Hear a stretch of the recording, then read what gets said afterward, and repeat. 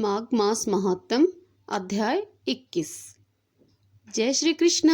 राधे राधे भगतजनों, कल हमने 20वें अध्याय में वेदनिधि के पुत्र अग्निमेश तथा गंधर्व कन्याओं का आपस में श्राप देने की कथा का वर्णन सुना था। आज हम 21वें अध्याय में आगे की कथा का रसपान करेंगे। तो शुरू करते हैं। अग्निमेश के पिता वेदनिधि ने कहा, हे ऋषिवर, आप इन बालकों की मुक्ति का साधन बताइए। इनकी प्रेत योनि किस प्रकार नष्ट हो सकती है? अब लोमेश ऋषि बोले, इनकी मुक्ति का एकमात्र उपाय यही है कि यह माघ स्नान करें। माघ स्नान करने से ही तीर्थ स्थान पर किए गए पाप तथा श्राप नष्ट होते हैं। माघ के स्नान में एक महान शक्ति है। माघ एक पवित्र मास है। इस मास में स्नान करने से निश्चय ही मोक्ष प्राप्त होता है। प्रयाग संगम में माघ स्नान करना मोक्ष दिलाता है। बद्रीवन में भी माघ स्नान करने से मोक्ष मिलता है। नर्मदा के जल में माघ स्नान करने से पाप व दुखों का नाश होता है तथा वह जीव शिवलोक को प्राप्त होता है। यमुना में किया गया माघ स्नान मनुष्य को पाप मुक्त करके स्वर्ग में पहुंचाता है।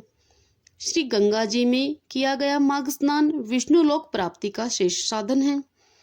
ताप्ती, सरयू, गंडक, सिंधु, चंद्रभागा, कौशिकी, गोदावरी, भीम, पयोष्णा, कृष्णा, वाणिका, कावेरी, तुंगभद्रा आदि समुद्र में मिलने वाली नदियों में स्नान करने वाला पाप से मुक्ति पाकर स्वर्ग को जाता है।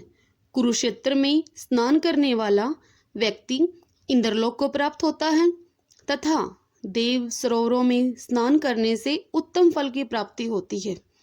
हे विप्र, प्रत्येक नदी में स्नान करने का फल अति उत्तम है। इन स्थानों पर स्नान करने से देवताओं की देह प्राप्त होती है। गोमती में स्नान से मोक्ष की प्राप्ति होती है तथा हेमकूट, महाकाल, ओमकार, रामेश्वरम, नीलकंठ, समुद्र आदि में स्नान करने से स्वर्ग लोक की प्राप्ति होती है। माघ मास में नदियों के संगम पर स्नान करने से अति पुण्य लाभ होता है। प्रयागराज में संगम स्थल पर स्नान बड़े भाग्य से प्राप्त होता है। 3 दिन लगातार स्नान करने से महापात्र के भी पाप नष्ट हो जाते हैं तथा उन्हें सकल संपदा प्राप्त होती है और राजसूय यज्ञ के समान फल की प्राप्ति होती है। अब मैं तुम्हें वीरसेन राजा की कथा सुनाता हूँ। परवर्ती नगर में प्रसिद्ध राजा वीरसेन राज्य करता था। उसने नर्मदा तट पर राजसूय यज्ञ किया तथा 16 अश्वमेघ यज्ञ भी किए। प्रत्येक यज्ञ के पश्चात वह ब्राह्मणों को सहस्त्रों गाय, बहुत सा धन तथा अन्नदान में देता था। वीरसेन के ही राज्य में एक भद्रक नाम का कुलविहीन, दुराचारी तथा मूर्ख ब्राह्मण रहता था। वह अत्यंत ही आलसी था। उसका तथा उसके परिवार के लोगों का जीविका का एकमात्र साधन खेती था। सभी लोग खेतों पर जाते, वहां जाकर काम करते, लेकिन वह घर में ही पड़ा रहा करता था। एक दिवस उसके भाइयों ने क्रोध में आकर उसको घर से निकाल दिया। भाग्यवश वह घूमता फिरता प्रयागराज में जा पहुंचा। वह माघ का पावन महीना था।